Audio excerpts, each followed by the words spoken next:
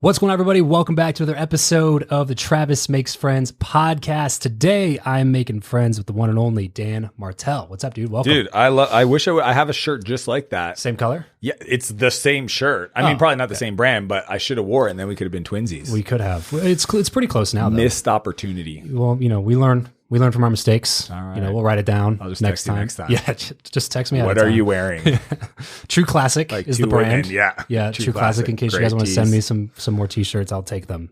Yeah, I love these ones. And what did we do a shot of just now? The Mind thing? Yeah, Magic Mind. All right, sponsor. Yeah. That's the Give sponsor. him a shout out, man. Yeah. It was tasty Thank stuff. you to Magic Mind. Really like that. We just had King Keto in here, and he never had it before either. It's really good. Little matcha blend, adaptogens. It was tasty. Nootropics. Yeah, you know what? So they sent me one. I'm sorry, Magic Mind, if you don't want me saying this, but I got to be honest. Because it's honest. The first one they sent me was like a year ago, and I took the shot, and I was like, the effects work, but this is disgusting.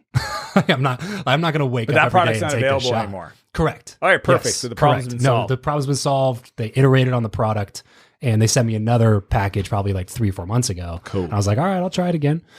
Delicious. And it does, I find that it gives me a little bit more focus, allows me to have a little bit more clarity of mind and stuff like that. So we'll see how it goes, man. Cool. See how it goes. Well, dude, you're here because you're speaking at an event, but you're doing a major media tour right now because of this book right here, Buy Back Your Wall Time. Street Journal best-selling book. Yeah, Wall Street Journal so far, and probably add a I'm couple going more for New monikers York Times. on there. I literally am going to do the reverse funnel, which is bananas because when I wrote the book, I thought if I could sell a couple thousand copies, that'd be cool. I didn't know tens of thousands of people every month be buying the book. Was that really like the goal? 1,000%. I remember talking to my publisher, so I did the deal with Penguin. I'm an entrepreneur. Yeah. Like I built, you know my stuff. Like I'm a software guy. Yep. Like I didn't think I've been like you're publishing. a company builder. Yeah, I'm a very hardcore entrepreneur operator, and I put everything I ever knew on YouTube as kind of like, that was like after I sold my third company, I was like, I'm going to do a YouTube channel to just like give it away. Right. Cause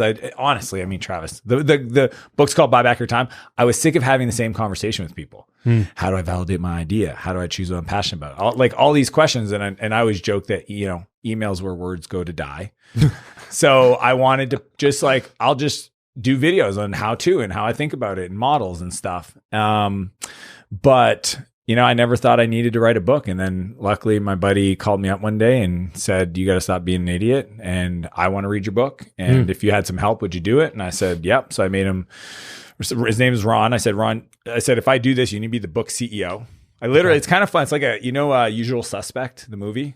I know of the movie, but at the end, there's like, he's telling the story about what happened. And then you find out, I shouldn't tell the end, but anyways, it's been out for a while. I think it's okay. So at the end, you find out the witness is actually the bad guy. Okay. And so like the book, people are like, Dan wrote a book. It's a really great book. And then you find out at the end, there's a team. And Ron was the book CEO. And I got that. I think I heard Gary Vee say this once. He's like, yeah, I have a book CEO. I'm like, if I ever write a book, I want a book CEO. That sounds good. Yeah. It's a neat idea, right? So Ron became the CEO of the book. I had my agent Lucinda, my writing partner Paul, and then we had researchers and copywriters and editors, and so it was a project. And I thought my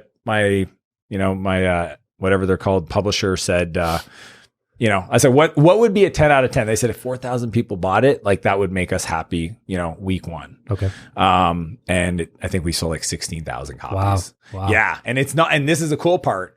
Every week it sells more. What was the reason to do traditional publishing versus, because like coming from the space that you come from, right? Yep. Building a bunch of SaaS companies, but then build also a companies. Why would multi-8-figure I coaching do it? business. Didn't need the money, didn't need the advance. Yeah. So ego, 100% ego. Travis is ego. Status, credibility, I guess, more than status.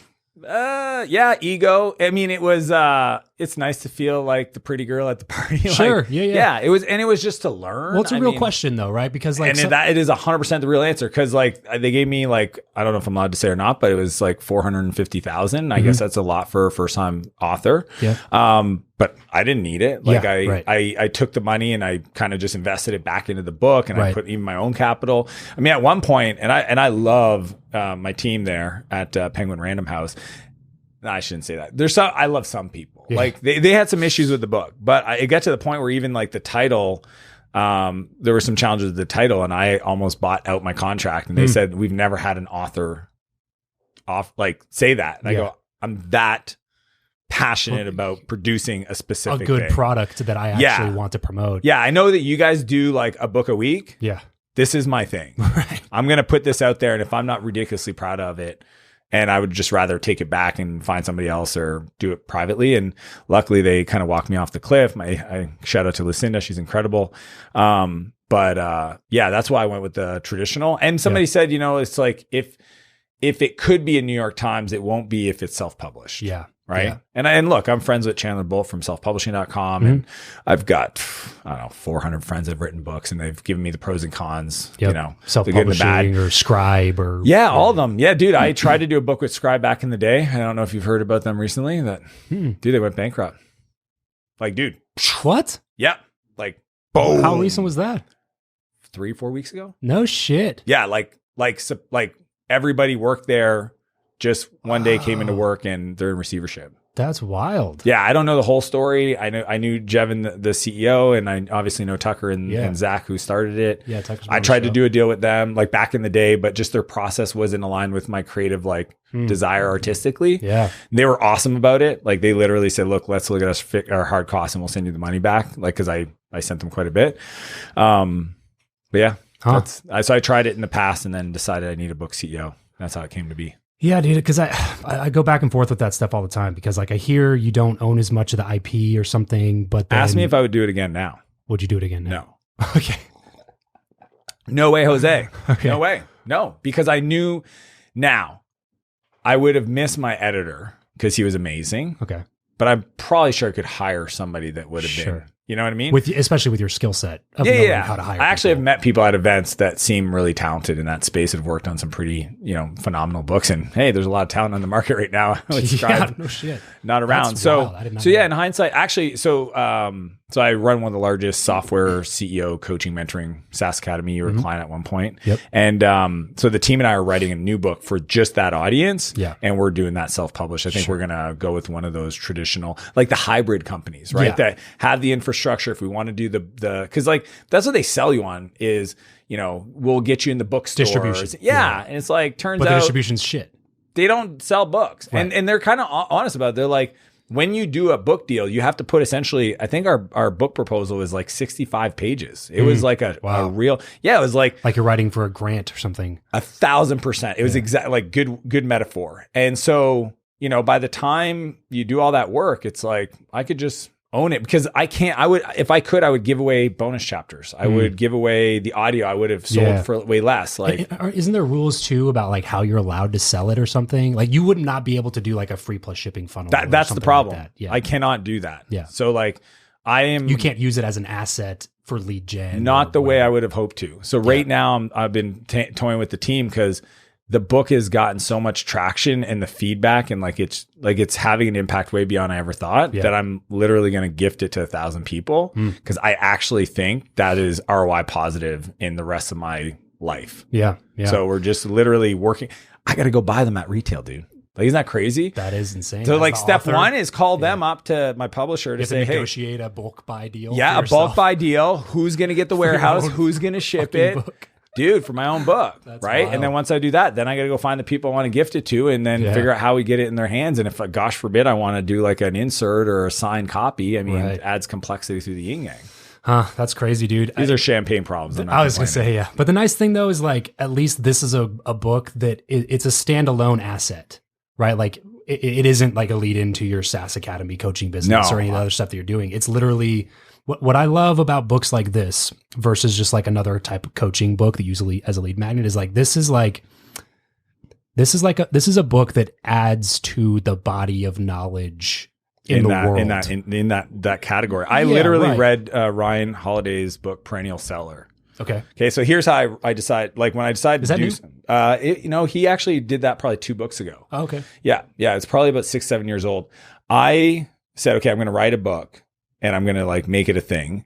And I want it to be like a top book. Mm-hmm. So I reread the top 20 business books in my mind, Good to Great, 7 Habits, all that stuff, just to get myself in the headspace and go revisit the old stuff and the newer stuff, right? Atomic Habits, etc.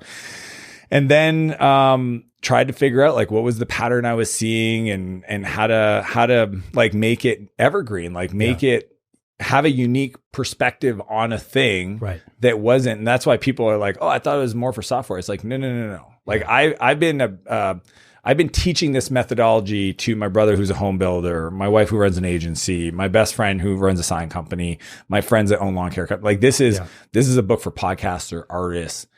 Because those are my friends that I've been trying to like take pieces of the frameworks that I teach. Right. And that's why like when they read it or listened to it and they go, oh my gosh, now I get it. And I'm like, you've been seeing this happen for 10 years. Yeah. And they're like, yeah, but I couldn't see the whole thing. Yeah. That's the thing that I underestimated. Atomic Habits is such a great example because that book's been out for 5 years. Dude, I got number 2 because James is number 1. Still. And he sells 20,000 copies a week organically. Still after 4 years. That's insane. Yeah. It's the one of the most successful books in the history, more than 4 Hour Workweek, et cetera. And More I remember than 4 Hour Workweek. Oh yeah. Wow. Yeah. I didn't know that. Yep. I didn't know it past that. Yeah. That's crazy. Yeah. It's one of those, I think, Subtle Art of Not Giving an F. Yep. That would be another book in that category. I think maybe a little bit higher. Mark's great. Yeah. But you got to pick those categories, and time is one of them. Productivity is one of them, but it's not as, so it's like habits. Sure. Yeah. Sure. Yeah. It's a little bit more niche than that. Yeah. Yeah. A little bit smaller market. Yeah. Okay. So high level, I want to make sure we touch on this, and then everybody knows, if you're watching the show, you're listening to the show, you know, every time we bring somebody on who has a book, I tell you, buy the book now so that you don't forget about it and just put it on your list. And this is definitely one of the books that I say, like, absolutely make It'll this change part your of- life. If you feel stuck, 100%. I guarantee it will show you a completely different way of thinking about building your company. Yeah. That once you understand it, you can't not see it. Because it's so high level, right? Like the goal is not to grind 90 hours a week. You're That's doing not it the wrong. goal. You're literally doing it wrong. I wanted to teach people how to build a business they don't grow to hate. That's a really good way to say That's the hook. And the reason why people don't grow businesses is because doubling their current business would mean double the pain. Yeah. Entrepreneurs will not grow into pain. But I mean, they say this, like, I want to double my business. And I'm like, I hear what you're saying, but you're scared that if you do that, your world would look doubly hard. And they go, yeah. And I go, I know. Because the way you're getting leverage, you're buying back your time is flawed. You're adding people for capacity. Yeah. You're not adding people to buy back your time. Right? The buyback principle states we don't hire people to grow a business. We hire people to buy back our time. Because if I do the second one, you now have the space to go do the thing that you love to do that makes you more money. That you're uniquely qualified to That only you should be doing until you have enough volume of that thing to then pay somebody else to do it. Because now you found, and then you go up level your skills, right? So I teach the buyback loop. Like, how do you audit, transfer, and fill? So like audit your time and energy, transfer it to somebody else, and then fill it with things that make you more money and light you up. Most people don't even know that. If I gave most entrepreneurs an hour, a day a week back and said, okay, now you have a day a week, what are you going to do with that? I don't know. Right. I know you don't know. Because if you knew and you're not doing it, you would stop doing the stuff that's getting in the way of doing that thing you would probably do that day, which is strategic thinking about how do I become better so I can grow. Yeah. That's it changes the entire mountain that you're climbing. It immediately puts you on a different mountain. You're Totally. like, oh, I thought I was climbing this mountain, which is like grow, scale, get bigger, grind, hustle, work, and then it puts you on a completely different mountain. That's like, you actually don't want to get to the top of that mountain because there's not really a top. You're just going to keep climbing. Yeah. And it's going to get harder. It's going to get harder. It's going to get thinner. And you're going to think that's the pattern. And that was my truth, man. I was engaged to a woman and I came home one day and she just said, I'm done. Can't do this anymore. 7 weeks before the wedding. Wow. That's close. You want to talk about wake up call? How long ago was that? I was 27. Wow. Yeah. I'm 43. Yeah. I mean, that's the thing is like, I teach all this stuff because I've been a student of the opposite and it sucks. And here's the thing. We do that. We work hard for the people we love to create a future. Yeah. They never asked us for any of that.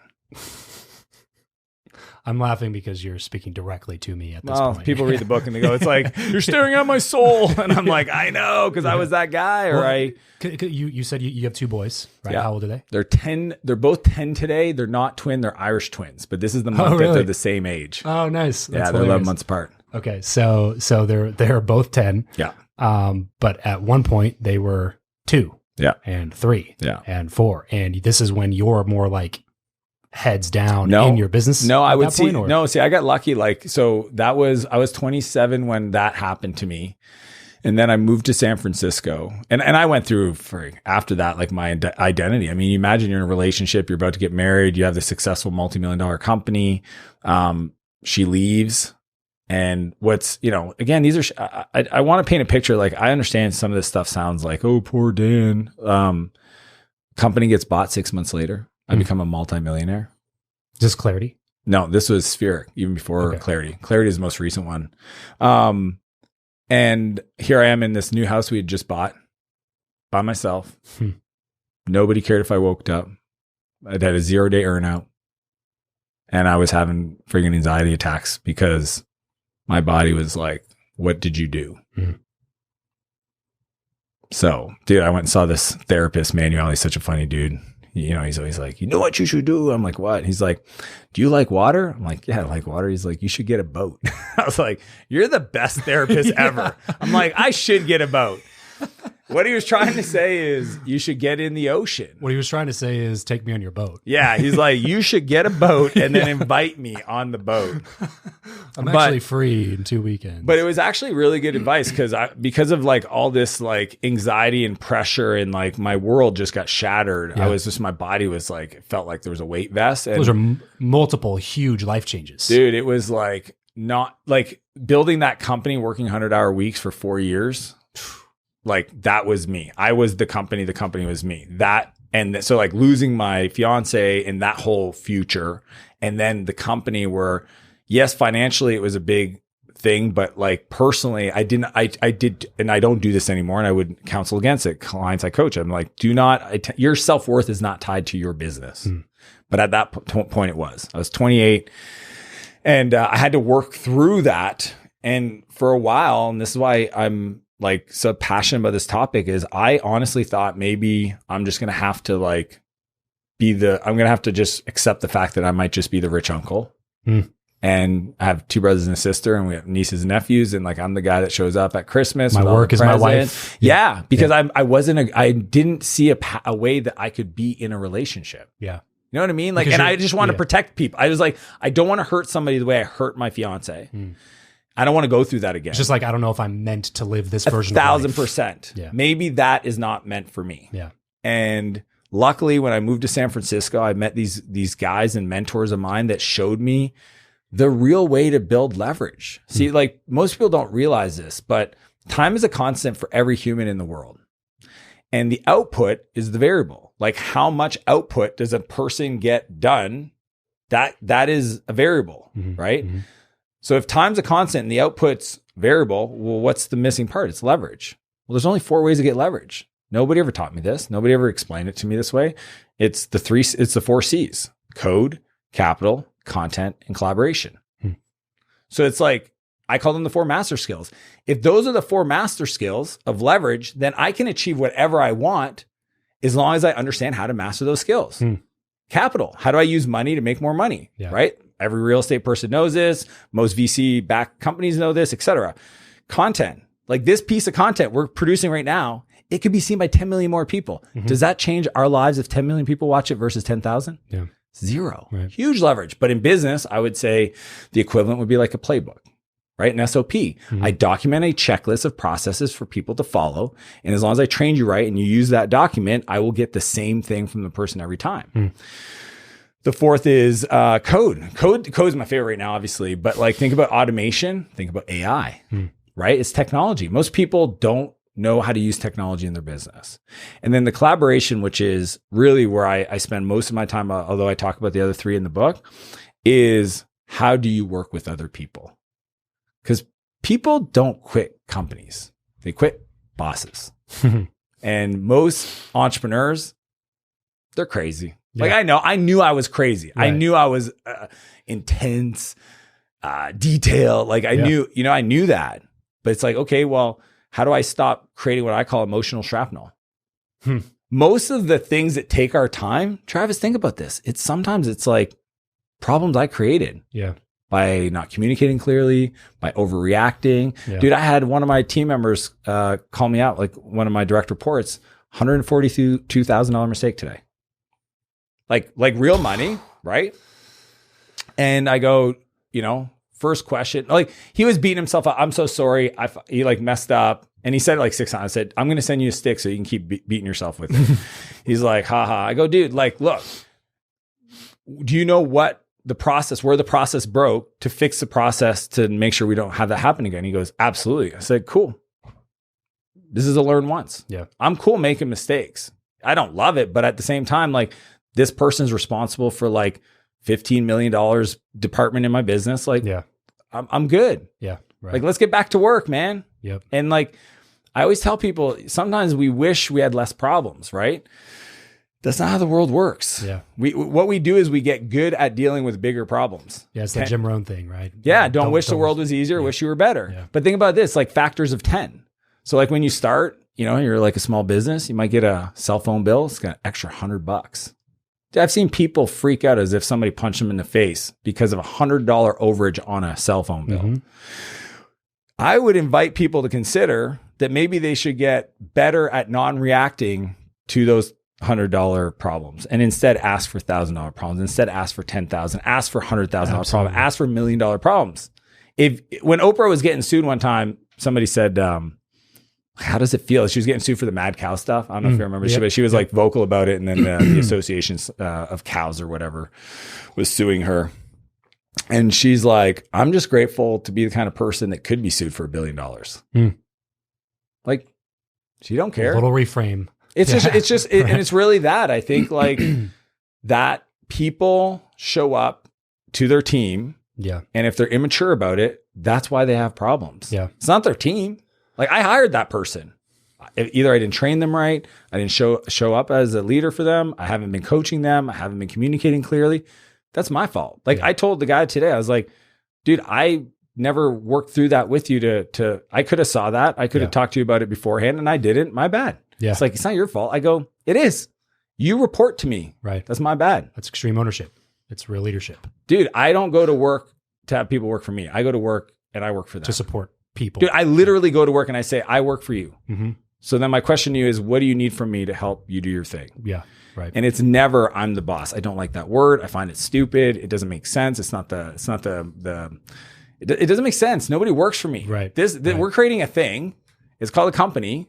If everybody didn't come to work today, there'd be no company. And I really love this thing that, I just happen to own.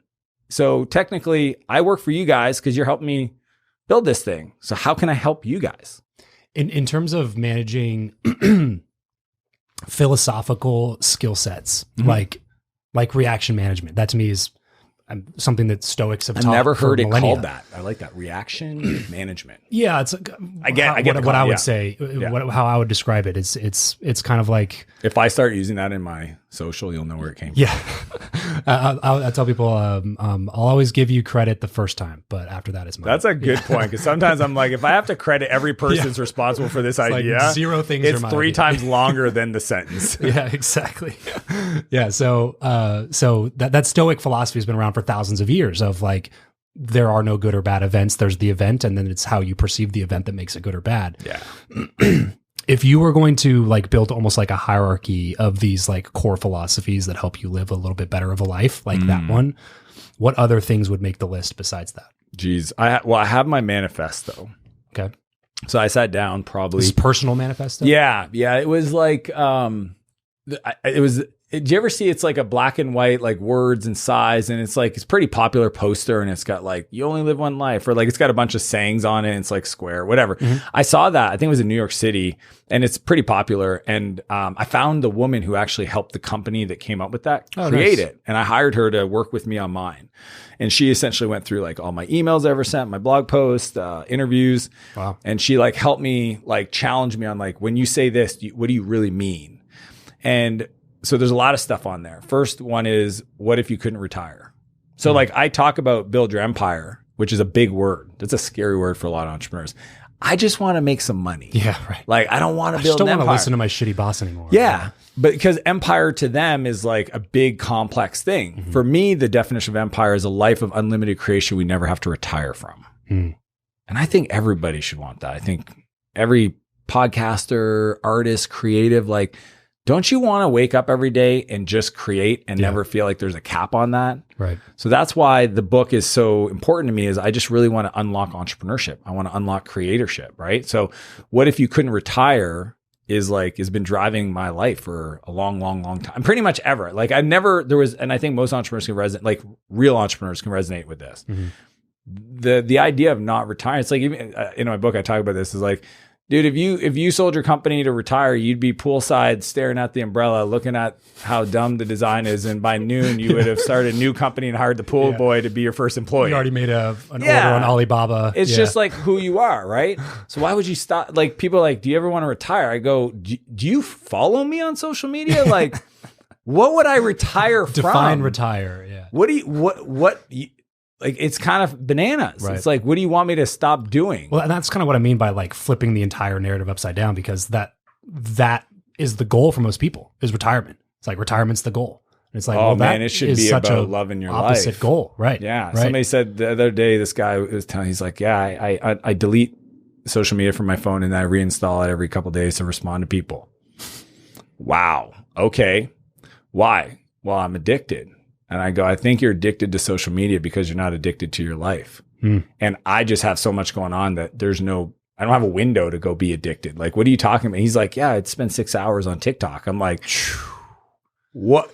You just don't have anything going on. Yeah. Like, I can't even find 7 minutes to reply to a text message because I'm intentional about how. Now, it's not that I'm working. It's I'm in Croatia with my family for 3 weeks. I'm trying to buy companies. I'm like, it's, and I'm trying to do these podcasts. I mean, this is like one of 4 we're doing today. It's like awesome, right? I get to meet cool people.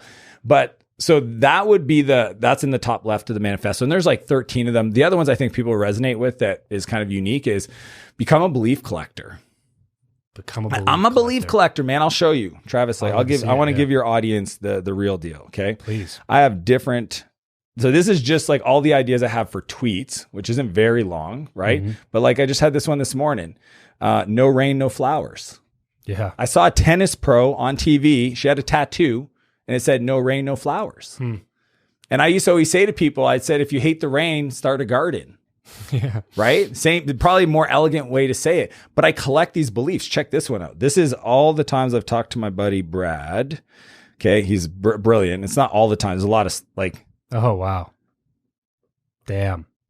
That's just conversation with my buddy, Brad, that I go snow biking with. Like, these are the thing. You got to let go of negative beliefs to move forward. Be a belief collector. Yeah, be a belief collector. So I just collect belief, right? That's funny. So I think a lot of people read, but they don't collect the beliefs. They don't integrate it in their minds. It's kind of like reprogramming. Like, I'm a software guy. So like, I'm trying to reprogram my thoughts, my defaults, my focus, what I call my emotional home. Yeah. Yeah. That's something I've definitely done a lot. That's why I asked the question, because I've done a lot of thought on that. I grew up kind of in a cultish environment. And so a lot of my 20s, mid 20s, late 20s was spent rewiring everything about how I think about the world, what I believe about the world. And so I spent a lot of time just like trying to think about like, what would I, if I were going to script, a set of values to live by, what would they be? Yeah. And who informs those, and who's right and who's wrong, and what's most advantageous, So that's why I asked the question, because I have the same thing, just my life lessons. Yeah, dude. I think people aren't as intentional about capturing that stuff. Yeah. Right. And if you don't capture it, then it's just, you're just trusting that hopefully I remember. Or you're trusting that hopefully my parents were right.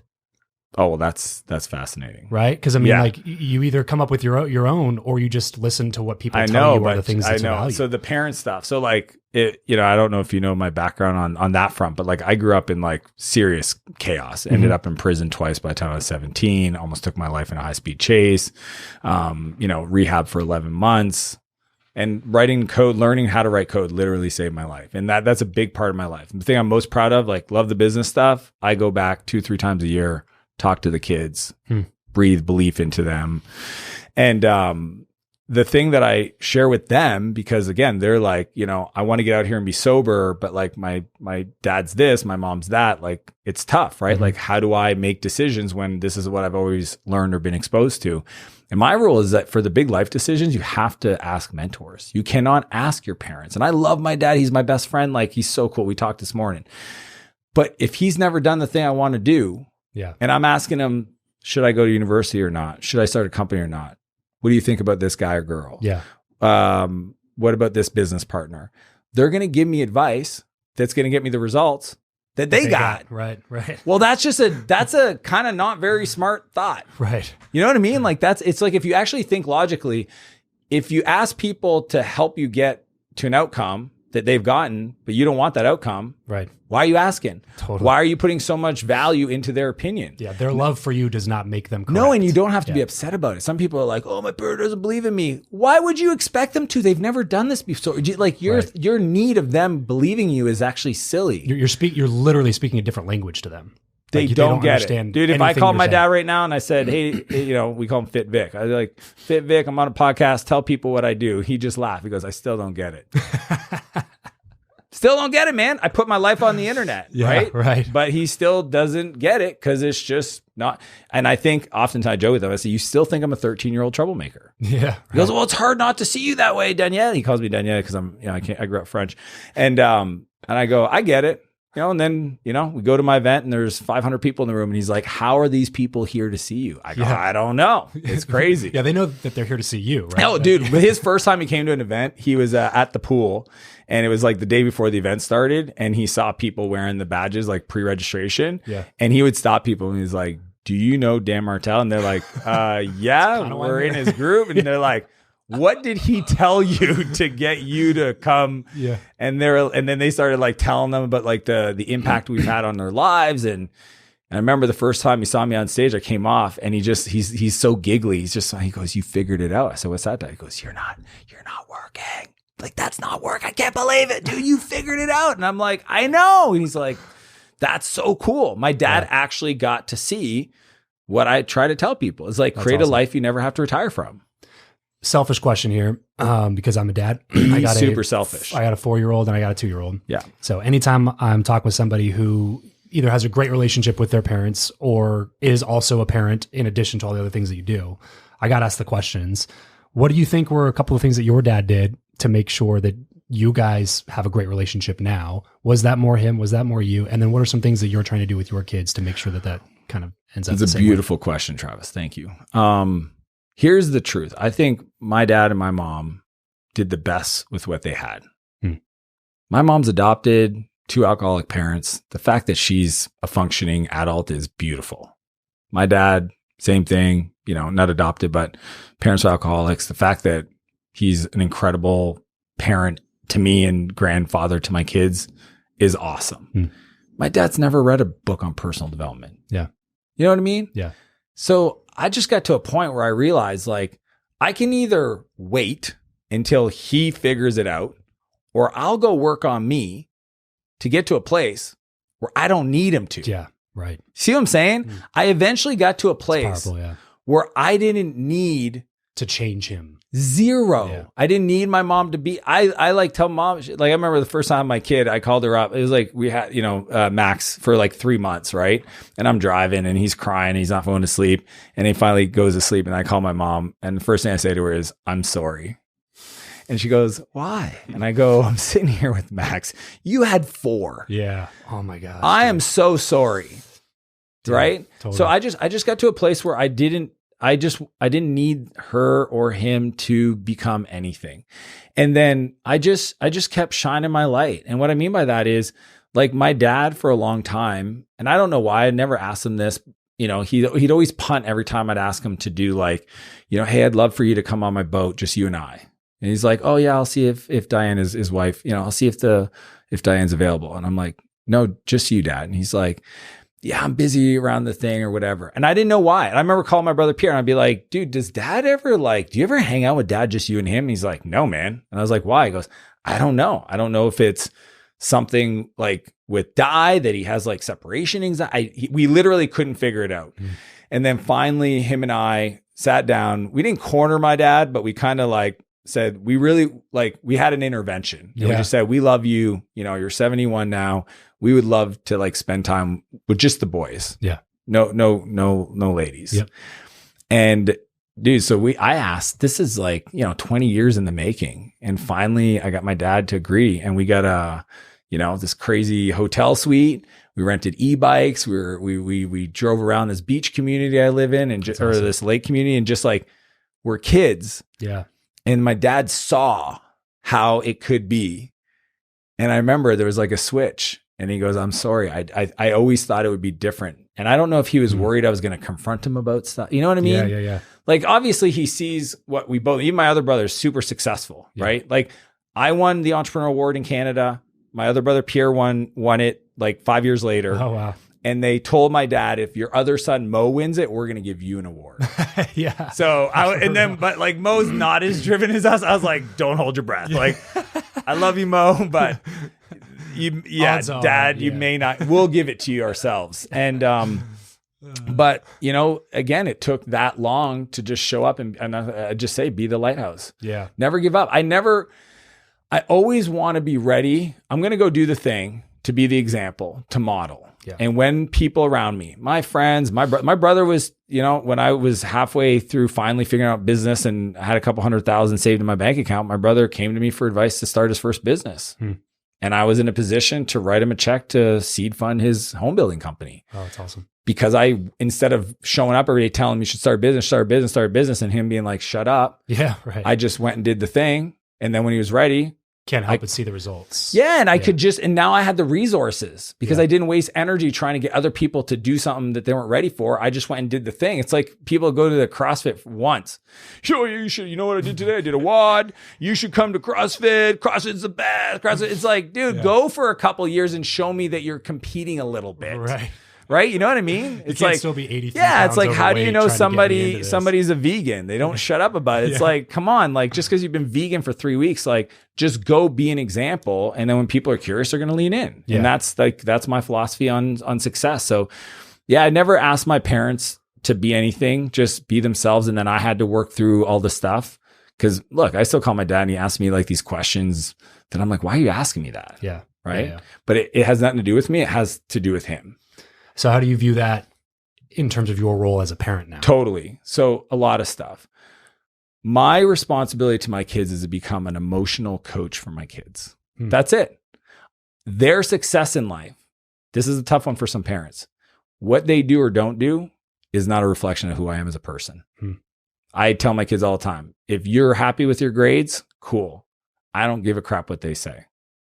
Like, what a school that I didn't design and I didn't get involved in the testing and help them figure out if it was even made sense. Sure. Decide you are here versus there as your father, 0. I do not care. If you care, I care because I love anything you care about, I care about. That's empathy, right? But that's not how I'm going to decide if I'm proud of you or not. I'm going to be proud of you for watching you do things that are hard and where everybody else might have wanted to stop, you got back up. Yeah. So it could be as subtle as just like going and practicing your soccer in the front yard to whatever. So I'm very intentional about the words I use, how I show up as a father. When they're ready to talk to me, I like everything is away. I'm here for you. Right. Yeah. I teach them, like people are like, oh, your kid shouldn't be on devices. It's not the devices, not the problem. It's their self-confidence. I want my kids to have high self-confidence. I want them to be creative problem solvers. Like, we have a full-time house manager and a staff at our home. And like, it would be easy for them to do stuff for our kids. Yeah.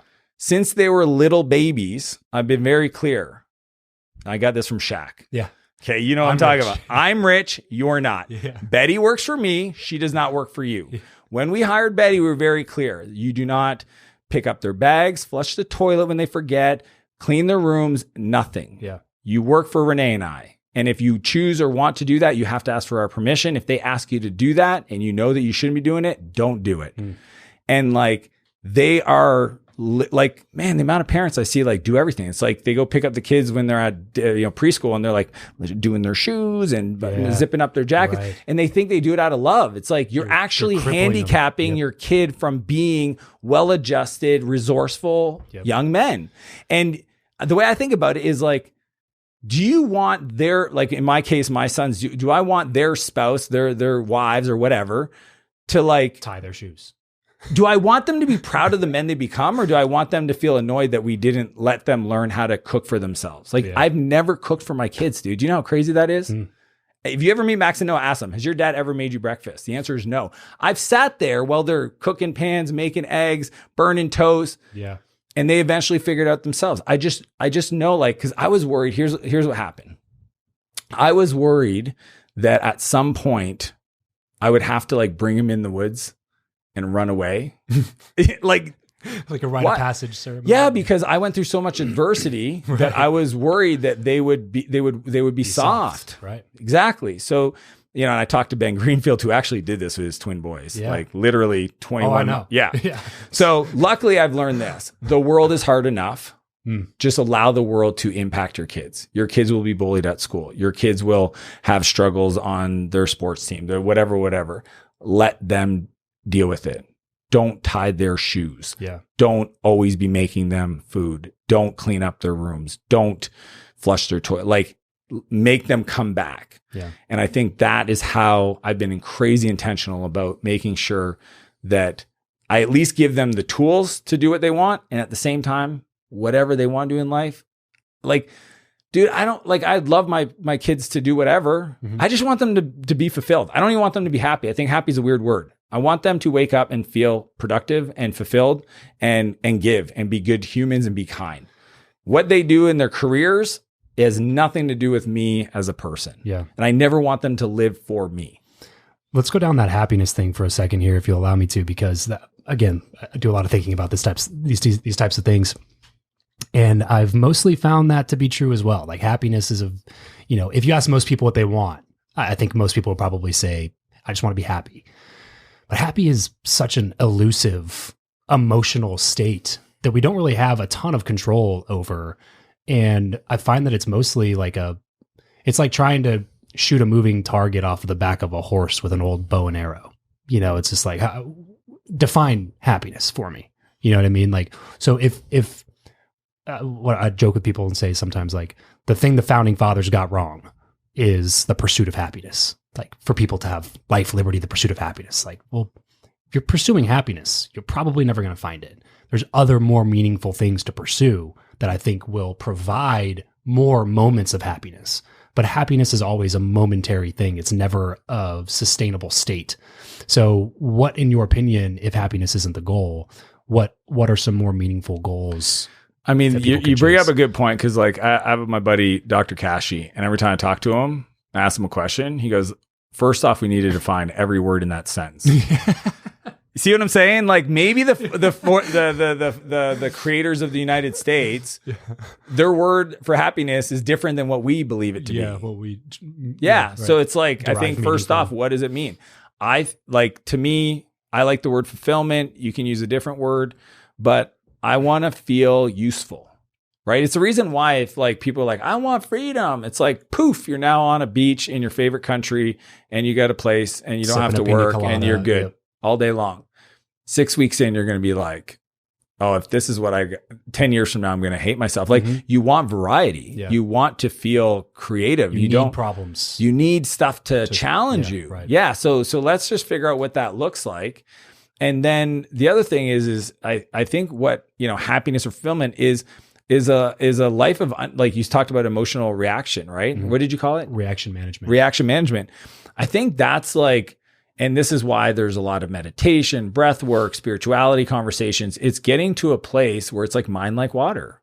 That's really what I think I want for my kids. I want my kids to go through the world to create. And if somebody like says your shit sucks, they're confident enough to not give a shit.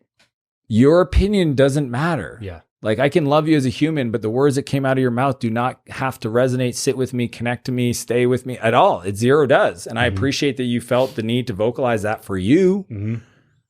Yeah. Hope that did something for you. Yeah, but it has literally no bearing on who I am. I know who I am, right? So that's why I think that is almost like the pursuit of the world, right? Is that we're born, I would say, with that as a child, your kids, they live in that place. Totally. Unlimited creativity, fun, joy, abundance. It's all this. These are called positive energetic spirals, right? And over time, unfortunately, or fortunately, because I think that could be part of the human experience, the spiritual experience, is we get that beaten out of us, right? Yeah. We start falling into this like construct of how the world works, and I'm supposed to do this, and I sit in a desk and I do that, and you know what I mean? There's this thing called money and whatever. And if you are fortunate enough to go on a path and journey of personal development, betterment, enlightenment, whatever you want to call it, you'll get to the other side of that, realizing that it was always there, that it required nothing, that every person could have that right now. Yeah. Right. Whether you have the money or nothing, the company or nothing, relationship or nothing, if you can actually just learn to love the moment, yeah, it's yours to have. And at the same time, I call it like, gratitude and grind. Like, be grateful for what you have. The desire of wanting more is actually like what our creator gave us. He said, go out there and create. Well, how could I create if I didn't want more? Yeah. Check this out. Everything we see was first existed in somebody's mind. Yeah. Dude, think about how crazy this is. Yep. All of it are shirts. Yep. Somebody literally had to see it in the brain to bring it to life. Yeah. Right. And if you're telling me that's not part of the human condition, that you should literally wake up every day and try to do for the rest of your life, that's what we're here to do.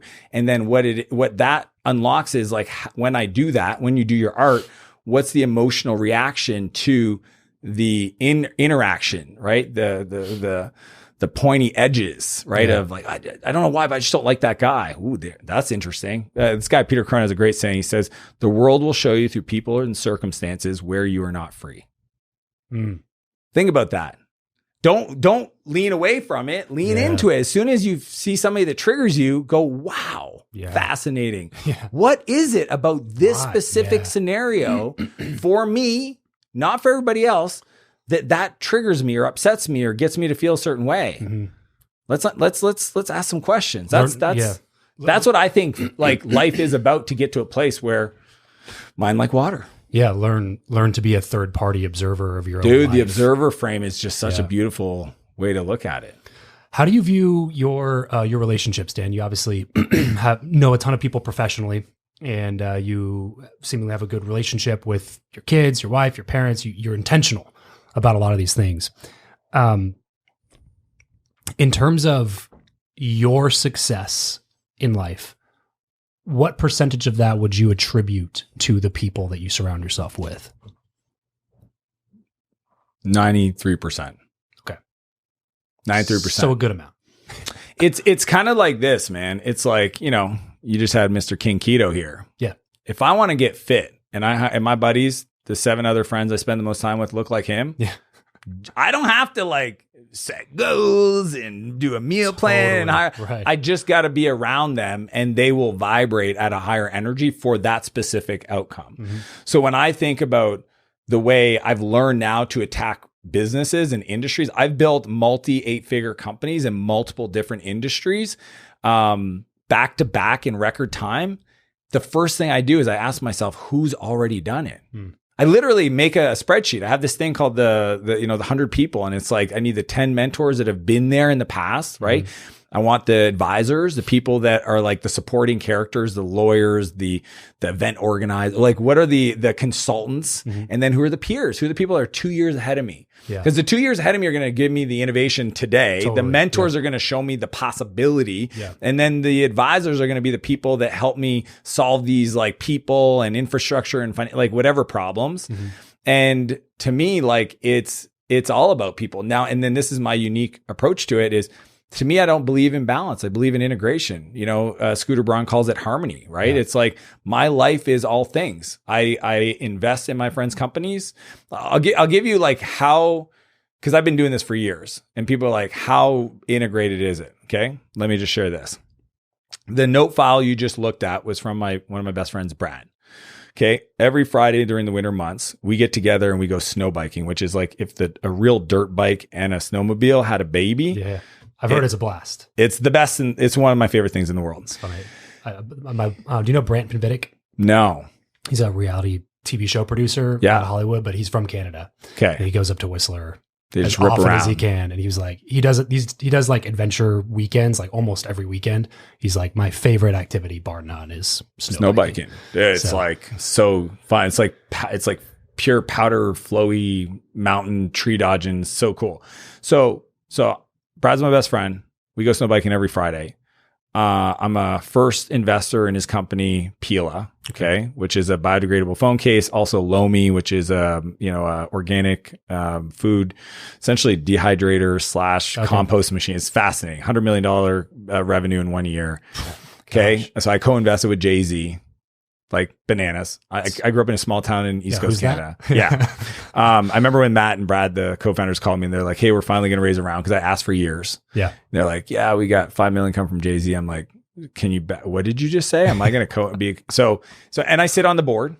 Nice. And we do date nights with our couples, and we spend to me, it's all one, right? My business partners are my friends.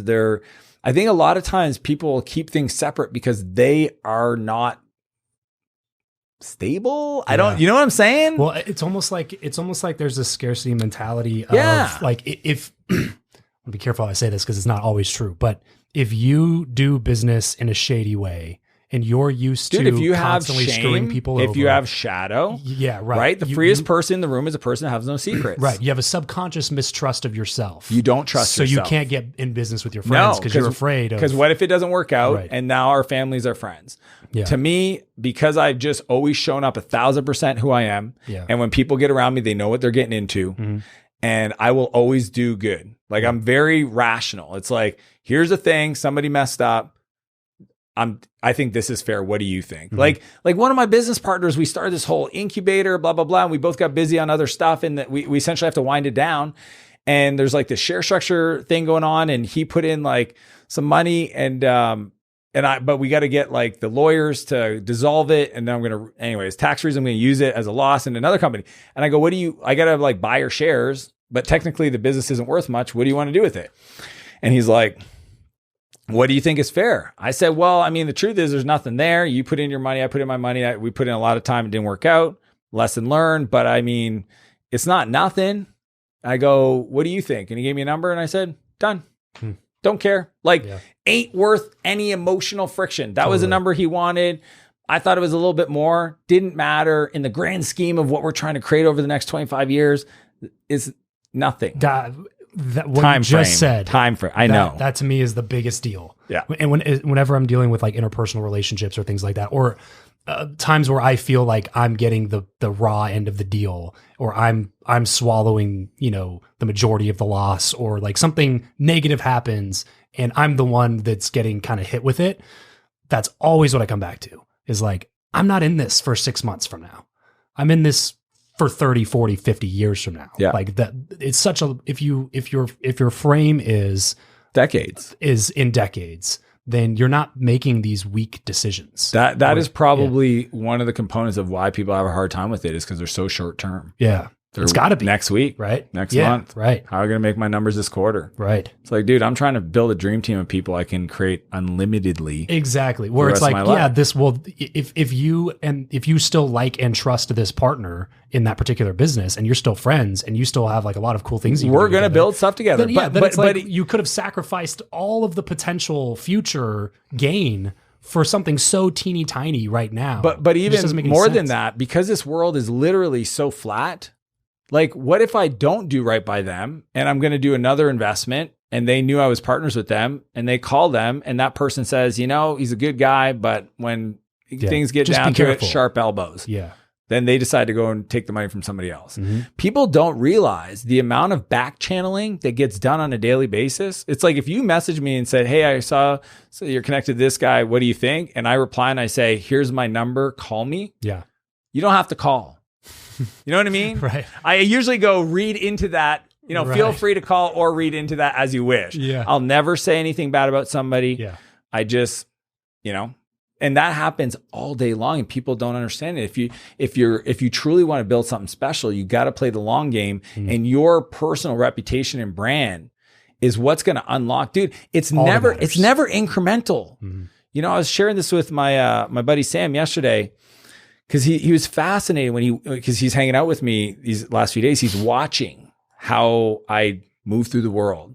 And he goes, man, it's almost like things you need to have happen, like people bring them to you like an hour after you've told me, hey, this needs to happen next. And then somebody's there and they come up and they're like, hey, I do this thing. Yeah. And I'm like, yeah, bop, bop, bop. He goes, how does this always happen? I go, dude, the economy is happening, whether you're conscious of it or not. Mm-hmm. Here's what I know for a fact. There is somebody out there. Let's say somebody woke up and they said, I have a dream to own a $5 million business. That would just be the ultimate. I don't know how that would happen. I don't know. I just quit my job. I don't even know what business I want to be in. I'm a good operator. I worked at this company. I'm 40 years old, blah, blah, blah. I know that there is somebody out there that has a $600 million business and they have a division that is annoying. And it's a $5 million division. And if somebody sat next to them on a plane and happened to show initiative, they would happily give it to that person. And I know that happens every day. And people listening, they're going to go, that's stupid. That doesn't happen. It happens every day. Yeah. Dude, I shut down shit all the time. That's $500,000 in revenue, $1 million. Yeah. And if somebody showed up in that moment where I'm saying, hey, like pruning, that's what great entrepreneurs do. We prune. We're like, hey, this is where the winner is. We're going to go push on the winner and we're going to prune this other stuff. Somebody came along and say, hey, no, let me take it and I'll give you 10% of the profit indefinitely. Yeah. Well, that's better than me shutting it down all day long. Right. So like, I just don't think people realize like there's opportunities always to just put it out there to the world to allow, when you talk about relationships, man, it is all relationships and it's energy. Yeah. So who you know or what you know then? What's more important? It's funny. When I was 20 years old, maybe 19, I cold emailed 20 of the richest people in the United States. Bill Gates, Mark Cuban, Bill Ackman, like all these people. Okay, I got the list and I just found their emails and I just emailed them this. I'm a young entrepreneur. I want to be successful. One question. Is it what I know, who I know, or how hard I work that is going to decide how successful I am? And Steve Jobs, I emailed them all. Unfortunately, but as you can imagine, I didn't get a lot of replies. I might have gotten like 3 or 4. Okay. Which is still awesome. Super cool. Grateful. And they were some of them long answers. And then Mark Cuban replied and he said, doing all 3 while everybody's trying to pick one. Now, I like the answer because it's true. But if you said who you know or what you know, I mean, this is a thing. Some people know a lot of people, but they don't know how to activate that. Got to have some sort of competence. You got to have a skill that's valuable. Yeah. And it could be that you pull people up. Like I have a friend and he doesn't have a business or anything, but he makes me laugh every time I call him. He's like, he likes the Brian Callen. Remember I was telling you the guy earlier? Yeah. Loves Brian Callen. Every time I call him, he always has a joke, always has a story. And that's the relationship. Yep. Yeah. And it's just like, it's beautiful. So it doesn't have to be like a hardcore, you help people make money. It could just be like what you are passionate about. Sure. And people love that because you are 100% who you are. But so it's not just, it is really both. It's you need to know the right people and put yourself in the right circumstances. And it's the weak ties. It's not the people you know really well. Yeah. Right. Yeah. So I'm very intentional about like meeting somebody new, trying to add value to them. Like, yesterday I never met this guy, Michael Burt. Do you know who Coach Burt is? Yeah. Mm-hmm. I think he's his content's super fun. Okay. I've been following him for years. And then my buddy, so I think he has a jet and he's in Nashville. And my other buddy, Taylor, was asking me about my plane. And he's like, I need to figure this game out. And I was like, dude, do you know Michael? And he's like, I don't. I go, dude, he lives in Nashville and he has a plane, like proximity, get together. Right. So I just messaged Michael, hey, do you know Taylor? He goes, I know of him. Yeah. Right. He's super well known on the internet. Welch. Yeah. Okay. Yeah. And he goes, I said, do you mind? I'll make an intro. He'd love to chat with you about your plane. And he's like, yeah, no problem. So I made a connection. I've never met Michael. I'm at, WealthCon and Ryan's there. And I was like, have you ever been, I was chatting with Ryan about other events. And I was like, have you ever met? He's like, no. I was like, oh, wow. And then and Michael says to me, he goes, you're such a great connector. And I'm like, but dude, you put out so much that adds value to my life. Yeah. Yeah. I've been following for years. I love your Pray Drive stuff. I love the way you communicate. He's got that coachy vibe. Like he's just that little Southern draw that makes you feel comfortable. You seem like a really good dude, man. And I don't know. I'm a sucker for a person that consistently shows. I think the most uncommon thing today is being consistent. Yeah. I think the most common thing is actually people that are consistent that can't show any results. Yeah. The most common thing in the world today is somebody that's consistent that has no results. Yeah, 1 year of experience, 20 years in a row. Dude, they just show up every day. They go to the gym. They haven't gotten bigger. Every day they go to the gym, 3 times a week they go to the gym. You look the same as last year. Why are you going to the gym? Your business same size. What are you doing? You're waking up. Like my buddy Nick asked me the other day, He goes, man, I keep, hearing you and stuff. And this is one of my very good friends. Like we wake surf and stuff. And he's like, I know I'm supposed to have a vision, but I'm just having a hard time with it. And I said, well, here's the deal, man. You're going to wake up for the next 5 years, 10 years, whatever. You're going to work, right? You're not going to retire. You could, but you're not going to, right? He goes, no, I'm going to work. I go, cool. So either you wake up with intentionality to hit a target or you don't, but whether or not you work or not work, you're going to work and it's not any more effort. There's no more effort. Like people, when they get that, it's like the target and the way to get there, as long as you know what it is, it's just being intentional day by day. Yeah. It's going left instead of right. Same effort to go left or right, but I went right because I know that right aligns more with the target. Yeah. So that's, if anything, when people see me, they're like, how do you have so much energy and all this stuff? It's like, I know what my purpose is. I know where I'm going. Last night, a guy's like, hey, man, I don't want to throw people under the bus, but whatever. So like, and he said, yeah. So what do you do? He goes, I do ECR stuff, employee retention, ERC. I don't know what that is because I'm Canadian, but we have like 60% of my companies in the US. So somebody on my team knows what it is. So he goes, yeah, we help companies make, $6,000. Do you have a bbig community? Love to talk to you. And I just say like, how does this become a $50 million opportunity for me? He goes, oh, well, it wouldn't be 50, but it might be a easy 1 or 2 per year. And I go, cool. Sounds awesome, dude. But unfortunately, it's just not for me. Yeah. Well, why not? I know where I'm going. Yeah. Right. And I know what it looks like. And I teach this stuff. Right. So like, I wouldn't want to not model for you what I write about in my book to tell you how not to get distracted. Right. Like, is there an opportunity for you that you probably shouldn't say yes to? He's like, yeah. I go, cool. But I bet you still say yes because you want to be the nice guy and a friend introduced you and you schedule the call and you get off the call. You spent 45 minutes talking to somebody. You're like, why was I talking to that person? It's because you don't understand that you don't have I knew he doesn't have a vision. Yeah. Because if somebody's easily takes stuff without a purpose like that, and then that's just waste. Busy versus productive. Yeah. So it's like, it doesn't require more work. That's why I wrote a whole chapter. It's called The Time Assassins. There's 5 time assassins that require $0 to buy back your time. That is self-inflicted. Don't do those 5 and you will get a lot of time back. You don't have to spend a penny, right? You mentioned a little bit ago, I want to talk to you about this as well. I know you're really focused on your health these days because you weren't always focused on that, right? No, man, I was 265 pounds of pure blubber. 265. Yeah. I was 250 a few years ago. Yep. So have you ever seen the very photo? Similar. I would love to see it. Yeah, I don't know if this is video, obviously, but yeah, anybody if you listening to the audio, go check out the YouTube. Yeah, I was gonna say if you shoot it over to us, we'll pop it up on the screen too. Yeah. Oh, why not? Why not put my? Yeah, where is that one? There we go. Look at this pure. This is the programmer Dan. Programmer Dan. So this is you in front of a computer eating. That's hilarious. It doesn't even look like the same person. No, people are like, that's not you. I go, yep, that's me. That was me learning to code. Wow. That's wild. Sitting around. You see that? Yeah. I was like that for a while. Yeah. Like I'd lose a little bit of weight and a little bit of weight. And then probably when my kids were like 2 or 3, I was like, you know what it was? This is the thinking.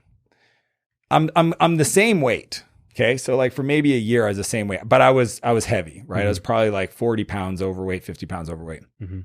And I thought to myself, if I got in shape and I just maintained it, I could feel better about taking my shirt off.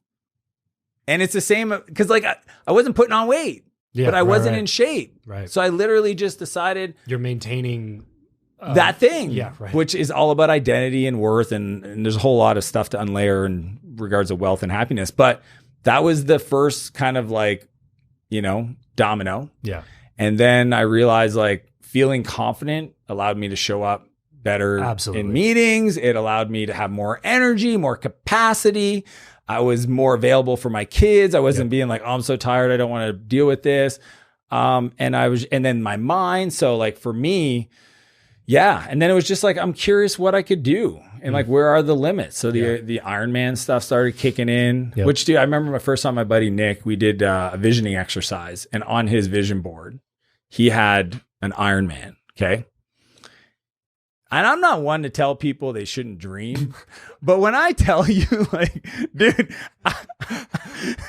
I was like, It's like all it's that kind other of stuff. like, dude, it's so The silly. Lamborghini is really cool, but Dude, we didn't work out. We didn't run. Like, I was like, how do you have an Ironman? Like, when do you want to do this? I don't know. By the time I die. And I was just, dude, we've done 5 together. wow.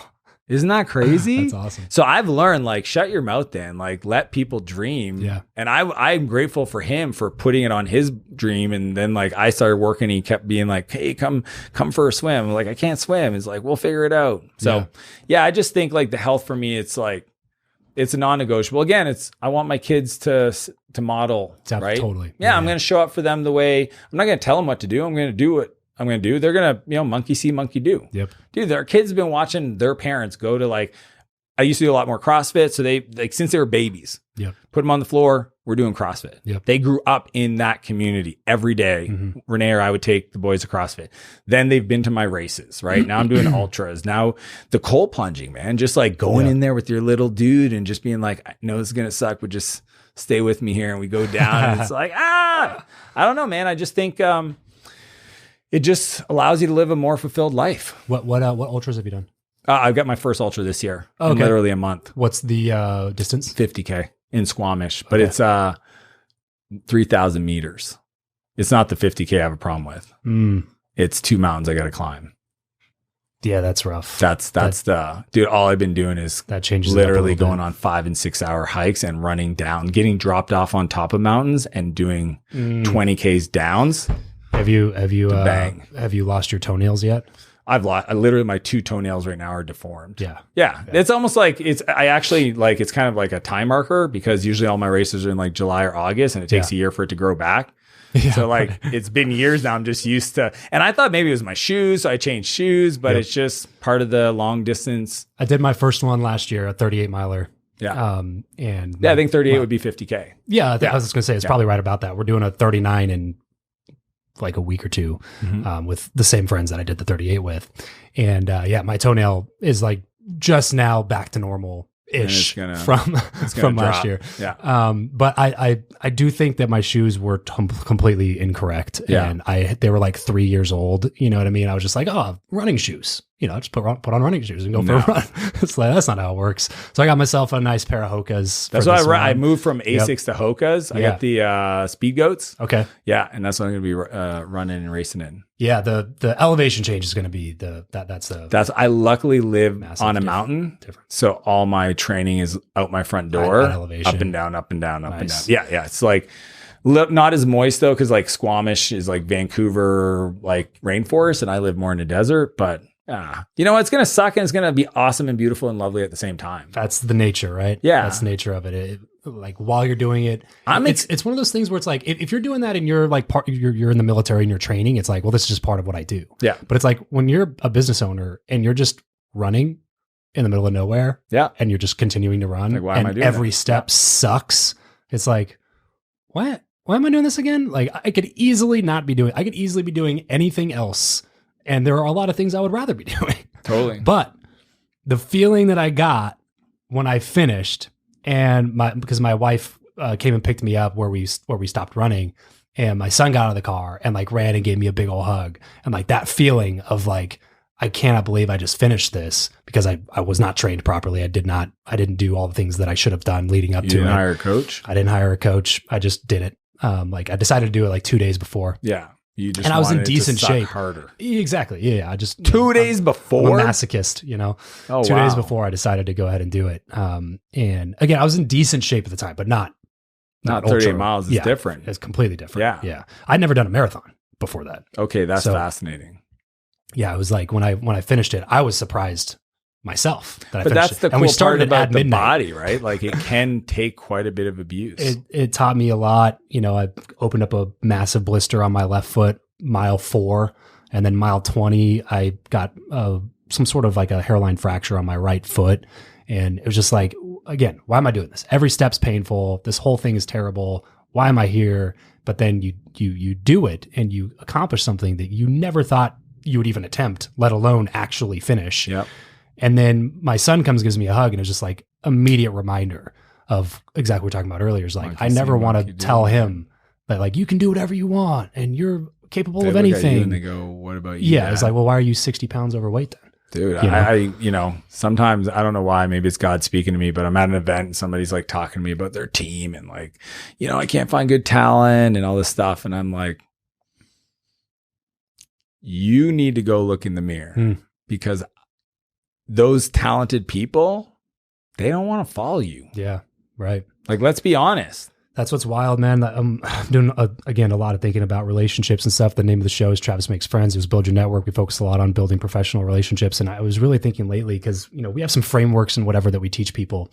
And at the end of the day, it's just like some people will never get the results. And then it kind of dawned on me recently. It was like, that's because all of your relationships stem directly from how good or bad your relationship with yourself is.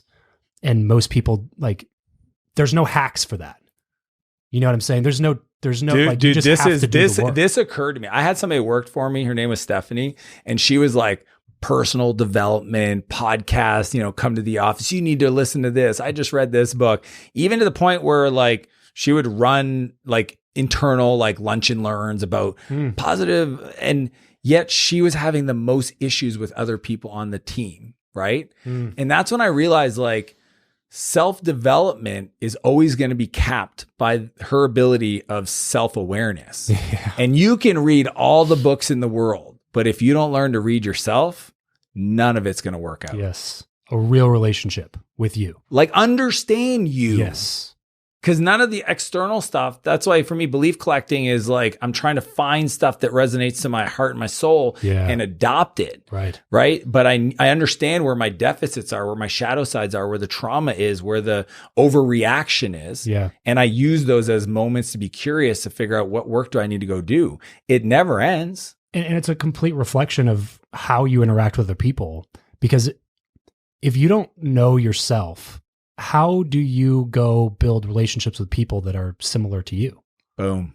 You know what I'm saying? Like you're just, I wish I had the dropping bomb or something, dude. It's so good. You're just not sure. Yeah. Like and those people can tell. They can tell when you don't know you. Yeah. Right. High level people can feel it. Absolutely. You have a subconscious mistrust in yourself, and that will absolutely rub off on everybody else around you without you even realizing. Yeah. And then you kind of go like, well, why do I keep struggling with these relationships? Why am I not good enough to be invited to this? Or why does this person not respond to me now? Or regardless of the relationship, like a parenting relationship, romantic relationship, business relationship, mentorship relationship. It's like, well, how do I get good mentors? It's like, probably be a better version of you. Yeah. Because high level people don't like spending time with low energy people. It's not like you won't spend time with me because I haven't made as much money as you. We're having a conversation right now. But the fact that you're here tells me that like you see me as at least being somebody valuable enough to connect with, because there's something that like I might actually do after we have a conversation. Like the mentors that I have in my life, they don't pour into me because I'm at the level that they're at. They pour into me because they see something about me that reminds them of them probably. Yeah. And just inspiration. Like yesterday I was chatting with somebody and it was the same thing. They were like, how do I get people that are higher level to like want to support me? And I go, you just got to do things that they, like you said, they recognize, right? Like the fact that you did an ultra is like inspiring, right? Like the fact that you've built this podcast, like that you've done what you've done. These are things that, but the truth is I think everybody has those stories. Like I lean in all the time. I want to know what people's nobody's gone through their life unscathed. So if I can figure out what you went through that you're willing to share, that on the other end, you are the well-adjusted person I'm talking to the degree, like they might criticize themselves, but you're here, you didn't take your life, and you probably went through some challenges. That's inspiring to me. Yeah. Like it isn't people are like, oh, I've never ran 5K. It's like, you were 100 pounds overweight. So it's like, again, my Sam who's here, he's like, I'm like, you gotta share more. He's like, I don't have that much stuff. Like it's not that inspiring. I go, dude, you're 168 pounds. You're 210 now. Muscle. Like, I don't know if you saw him, but like, we used to call him Skinny Boy Sam. Oh, really? Yeah, I have a veil. You couldn't tell now. Dude, props look to at you, this. Sam. He deleted it. We'll put this on YouTube too. He deleted it. And I told him to send it to me because I keep showing it people. Like even last night at dinner, I was like, man, you inspire me. And he's why like, delete it, Sam? Because I don't know if he's embarrassed by how I'm going to make it popular. Isn't that crazy? He was just very skinny. Yeah. And he just found his stride. Look at this, man. This thing called Dude, the gym. wait for this shot. Right here. There you go. Dude, there's another one. Yeah, man. There. Dang. Isn't that crazy?